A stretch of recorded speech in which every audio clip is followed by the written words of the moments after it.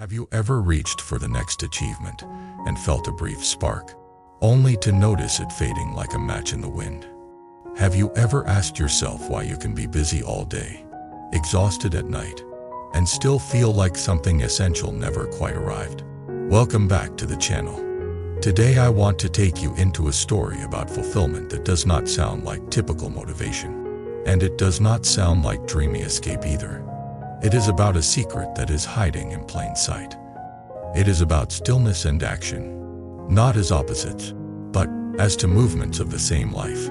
And it is about why so many people chase meaning through constant doing, while their deepest satisfaction is quietly waiting in the place they keep skipping. Imagine a woman named Maya. She is not a symbol. She is a person you might recognize in your own life, maybe even in the mirror. Maya is competent. Maya is responsible. Maya is quick. Her mind is like a well-trained machine, always scanning, planning, solving, organizing. She is the person others call when things need to be handled. She is the one who remembers deadlines, birthdays, details. She is the one who can carry a lot without dropping it. From the outside, her life looks fine, better than fine. She has a stable job. She is respected. She is capable. She has friends. She has family. She is not in a crisis that would make people worry. And yet, when she is alone, there is a hollow note beneath the music. It is subtle, but it is persistent.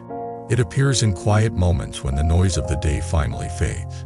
And then the mind speaks in a low voice that feels like truth. Is this it? Is this what I was running toward? If I keep living like this, will I ever actually feel satisfied? Maya tries to answer that voice with more effort. She sets bigger goals. She makes better plans. She improves her routines. She listens to productivity advice. She upgrades her diet. She upgrades her schedule. She upgrades her phone. She upgrades her wardrobe. Each upgrade gives her a temporary sense of control. And then the hollow note returns, as if it is not impressed by how organized she is. Here is the strange part. Maya is not lazy. She is not aimless. She is not lost in the obvious ways. She is simply not at home inside her own life. She is always leaning forward into the next moment, as if the next moment contains the permission to relax. One evening, after a long day, she sits on her couch and does something she rarely does. She does nothing. No scrolling. No cleaning. No texting. No background show. She just sits. At first, the stillness feels uncomfortable. It is almost like the body does not know what to do with the absence of tasks. The mind begins to itch, searching for a problem to fix. Because fixing problems is how Maya has learned it to feel valuable. She notices the itch. She notices how quickly the mind tries to create urgency. She notices a thought that says, "You are wasting time." She notices another thought that says, "You should be doing something useful." She notices the tension in her chest, like a small alarm that activates whenever she is not moving. This is the moment where many people get up and run back into activity. Maya almost does. But she is tired in a deeper way than sleep can fix. So she stays. In that staying, something becomes clear. The discomfort is not caused by stillness. The discomfort is caused by her relationship to stillness. Stillness is not attacking her. Stillness is revealing her. It reveals that she has been living as if her worth depends on constant performance. It reveals that her mind believes peace is something she earns by completing enough tasks. It reveals that she has been treating her own life like a project to finish, rather than a reality to inhabit. This is where the teaching of stillness begins, not as an idea, but as a direct experience. Stillness is not merely the absence of sound. Stillness is the presence that remains when you stop chasing mental noise. It is the quiet awareness that is already here before a thought appears, while a thought appears, and after a thought disappears. Maya does not know this language yet. She just knows she feels something unfamiliar, like a tiny pocket of spaciousness. The mind still complains. But there is a new sense that the complaints are not the whole truth. They are like weather passing through a sky that does not panic. Days later, Maya attends a talk. She does not plan to. A friend invites her, and she says yes, mostly out of politeness. The speaker is calm, not dramatic, not trying to sell a personality. The speaker talks about fulfillment in a way that makes Maya feel exposed and relieved at the same time. The speaker says that many people believe fulfillment comes from the next experience, the next relationship, the next achievement, the next recognition. But real fulfillment comes from a shift in consciousness, a shift from living inside compulsive thinking to resting in presence. The speaker says stillness is not a luxury. Stillness is the foundation of true action. Because without stillness, action is often driven by fear, lack, and the desperate need to become someone. Maya hears this and feels resistance. Part of her wants to argue. She thinks, if I become still, will I become passive? If I stop striving, will my life fall apart? If I stop pushing, will I lose everything I built? The speaker seems to anticipate this fear and responds without targeting her personally. The speaker says stillness does not replace action. Stillness purifies action. Stillness makes action clean. Because action no longer needs to be fueled by anxiety. Stillness makes action intelligent. Because the mind is no longer racing. Stillness makes action compassionate. Because you stopped reading people as obstacles and start seeing them as living beings. Maya feels something soften. Because her life has been fueled by anxiety more than she wants to admit. She has been doing many good things, but the energy behind them has been restless. Like she is always trying to outrun an invisible threat. That night, she pays attention to her own inner world with a new curiosity. She notices that much of her action is not true action. It is reaction. It is the mind responding to a sense of lack. Lack of time. Lack of approval. Lack of security. Lack of certainty. Even lack of self-worth. This is an important point. So let me slow down and speak to you directly. Action is not just movement. Action can be unconscious movement, driven by fear. Or action can be conscious movement, guided by presence. Both look similar from the outside. A person can be doing the same job, talking to the same people, carrying the same responsibilities. But internally, one is suffering and the other is free. Maya begins to sense this difference. On a normal morning, she wakes up and immediately grabs her phone. Notification, messages, news. The mind wakes up into urgency. But today she pauses. She sits on the edge of the bed and feels her breath. She feels the weight of her body. She listens to the sounds in the room. She notices thoughts trying to pull her into the day like hooks. And she does something simple. She does not fight the thoughts. She does not follow them either. She lets them pass. She returns to sensation, to the raw fact of being alive. For a few seconds, there is a quietness that feels like relief without entertainment. It is not excitement. It is not a rush. It is a gentle clarity, like opening a window in a stuffy room. Then she stands up and begins her day.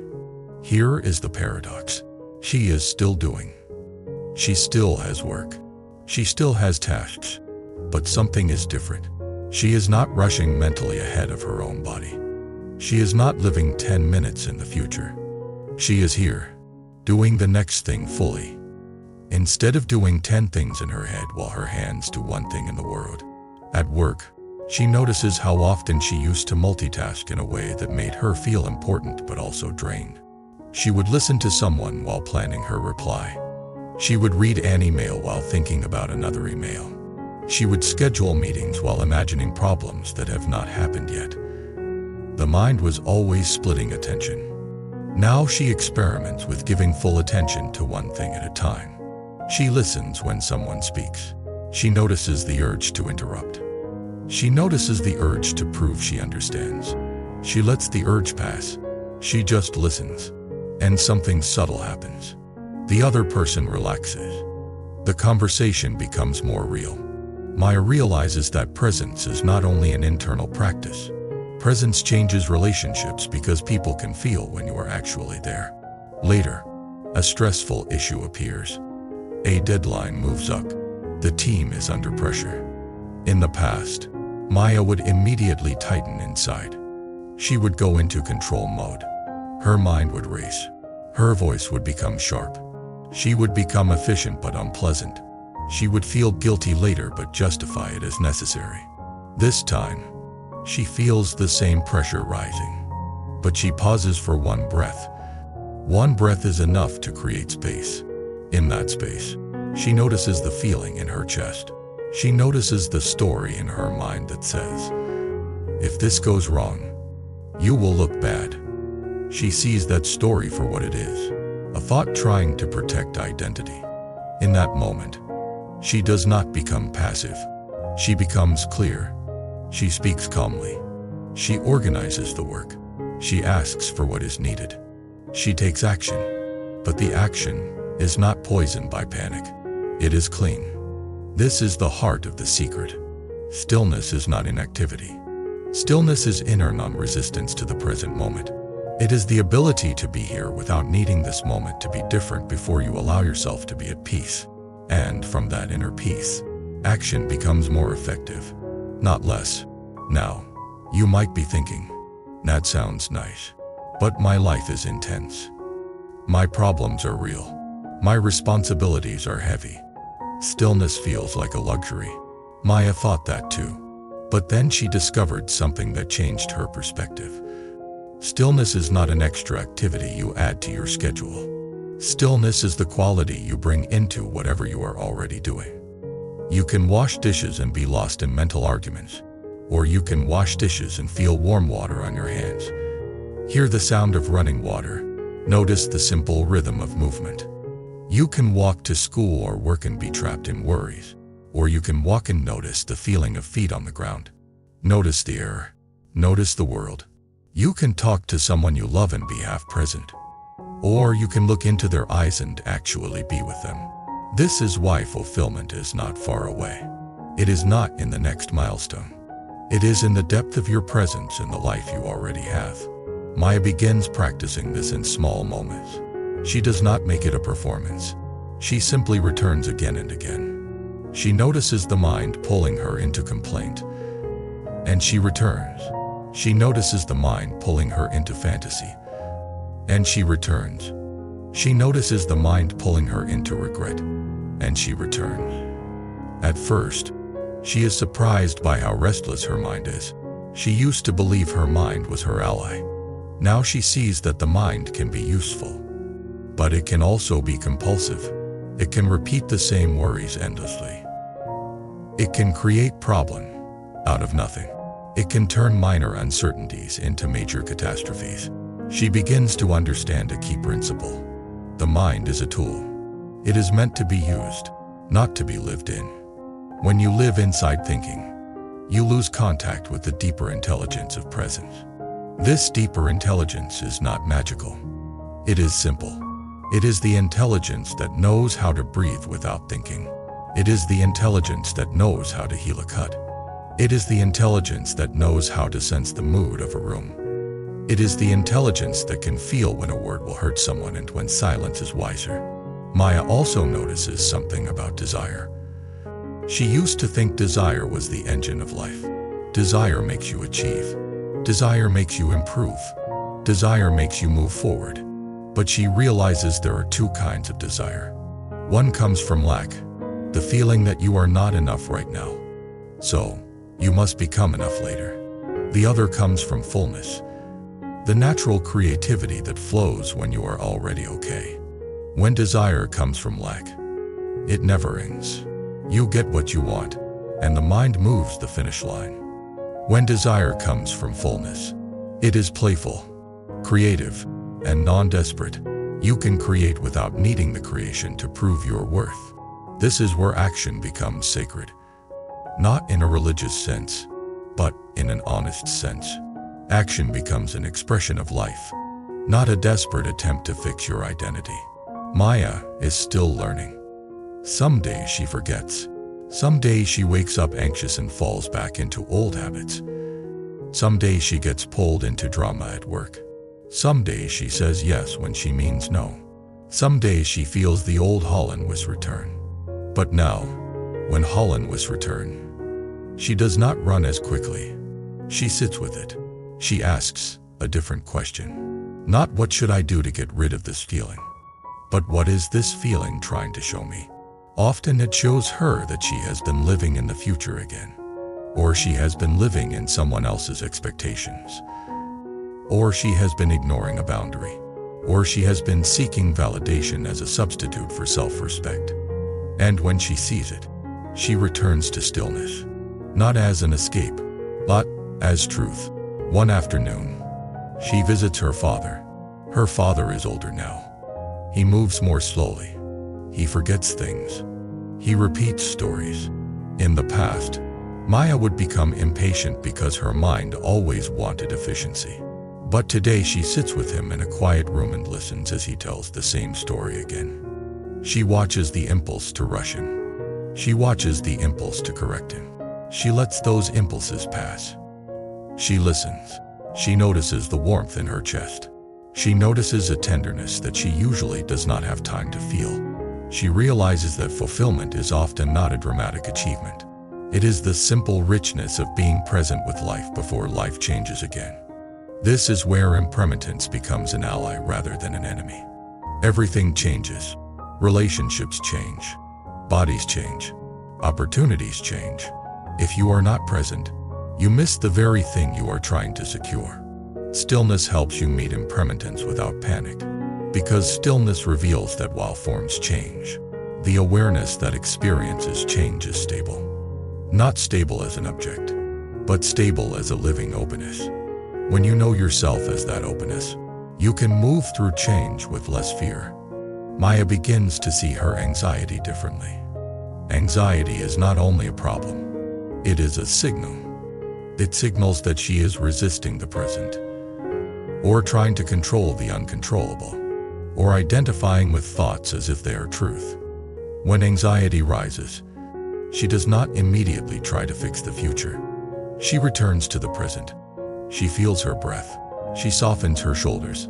She notices the thought pattern. She allows the sensation to be there without treating it as an emergency. And she remembers that everything that arises changes. Then she takes action if action is needed. She makes a call. She solves a practical issue. She has a difficult conversation. But she does it from presence, not from panic. This is the marriage of stillness and action. Stillness without action can become withdrawal. Action without stillness can become suffering. Together, they become a path of sanity. Now let me widen the lens. Many people think the spiritual life is separate from ordinary life. They imagine monasteries, retreats, silence, mountain, perfect calm. But the real test is not whether you can be peaceful in perfect condition. The real test is whether you can bring presence into the mess of daily life. Maya starts practicing in the most ordinary places. In line at the store, in traffic, while waiting for a meeting to start, while brushing her teeth, while eating lunch. These are small moments, but they are the building blocks of a whole life. If you are absent in small moments, you will be absent in big moments too. Presence is a muscle. You strengthen it by returning again and again. Over time, she notices something that feels almost unbelievable. The same life begins to feel more fulfilling. Not because external conditions changed dramatically, but because she stopped living as a mind addicted to the next moment. The secret is simple but demanding. Fulfillment is not a future state. It is the depth of your contact with the present. Stillness is the doorway. Action is the expression. Maya also learns a hard truth. Some of her actions were not aligned with her real values. She was doing things because she thought she should. She was chasing goals she did not deeply care about. She was saying yes to please. She was performing competence to avoid rejection. Stillness reveals misalignment. And when misalignment is revealed, you have a choice. Either you go back to noise to avoid seeing, or you let the seeing change your life. Maya chooses small changes first. She stops overcommitting. She sets clearer boundaries. She makes time for a walk without an agenda. She reduces habits that numb her, not with harsh discipline, but with gentle honesty. She also begins to practice compassion, because presence without compassion can become cold. She sees that many people are trapped in the same restless mind. They are not enemies. They are not obstacles. They are humans trying to be okay. When someone is rude, she notices the urge to fight. She also notices the possibility that the person is suffering. That does not mean she accepts abuse. It means she responds from clarity rather than ego. And something changes in her heart. It becomes less defensive, less brittle, more spacious. She begins to feel a quiet joy that is not dependent on success. It is the joy of being real. I want to share something that often gets misunderstood. Stillness does not mean you never feel negative emotion. Stillness means you do not add mental resistance to emotions. You allow emotions to move through without making them your identity. When sadness arises, you feel it. When anger arises, you notice it. When fear arises, you breathe with it. You do not pretend you are above emotion. You simply stop turning emotions into a personal story about who you are and what life means.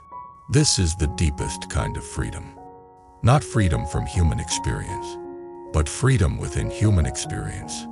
Maya remembers times in her life when she thought fulfillment would arrive after a big event, graduation, relationship milestone, vacation. Each time, the event came and went. The mind was satisfied for a moment, then restless again. Now she sees why. She was trying to use external events to solve an internal disconnection. The disconnection was from the present moment. The disconnection was from the body. The disconnection was from simple being. She was living as a concept of herself, rather than as the living reality of her life. As she practices presence, she starts noticing beauty again. Not forced positivity. Real beauty. The texture of sunlight on a wall. The sound of rain. The taste of food. The feeling of a warm cup in her hands. The laughter of a friend. The quiet of early morning. These things were always there. She was just not there with them. Now, I want to bring this to you with a question that matters. What if you do not need to become someone else to feel fulfilled? What if you do not need to wait until everything is perfect? What if fulfillment is available in the same life you already have? But it requires a different way of being in that life. This does not mean you stop improving your circumstances. It means you stop believing your worth and peace depend on future condition. You improve what you can, with clarity, and you accept what you cannot, with presence. Maya still takes action. She still sets goals. She still works. But her action is no longer desperate. It is guided. It is grounded. It is alive. There is a moment near the end of this story that stays with me. Maya is walking home after a long day. The sky is fading into evening. She feels tired. In the past, she would rush home while mentally replaying problems. Tonight she slows down. She feels her steps. She breathes. She notices the air. She notices the simple fact that she is here. For a moment, she feels something like gratitude. Not as a thought, but as a quiet warmth. She does not thank anyone in particular.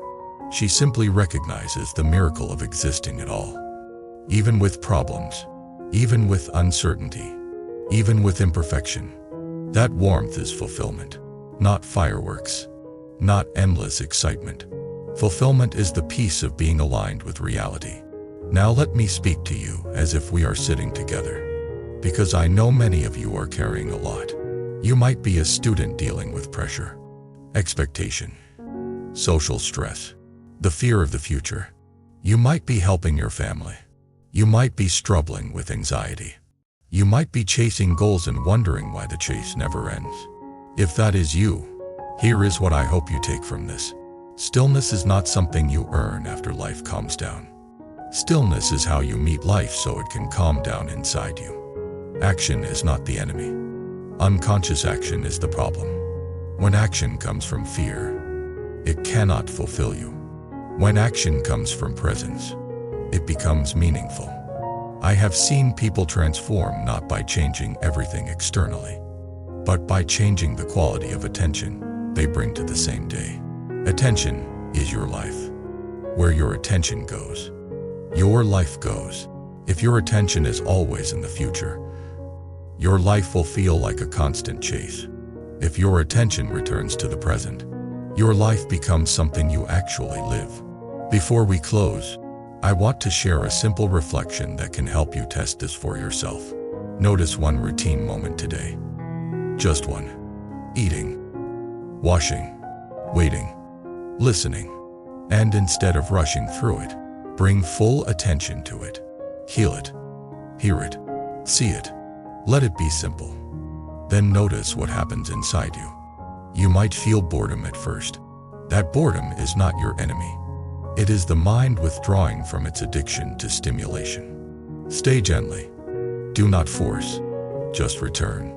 Over time, the boredom can open into peace, and the peace can open into fulfillment. And from that fulfillment, you will still act in the world, but you will not be consumed by the need to become someone to deserve your own life. Now I want to hear from you. When do you feel most fulfilled in your day? Is it when you achieve something, or when you are fully present with something? Have you ever experienced a moment of stillness that felt more nourishing than a moment of success? Share your thoughts in the comments, and share your story in your own words. Your experience might help someone else recognize what they have been missing. If you want more videos like this, subscribe to the channel, like the video, and stay with us. And if you want to support deeper long-form content, consider joining as a member so we can keep making teachings that are not rushed, not shallow, and not just another noise in the feed. Thank you for spending this time with me. Until next time, take one breath, feel one moment, and remember that the deepest fulfillment is not found by running away from now. It is found by arriving.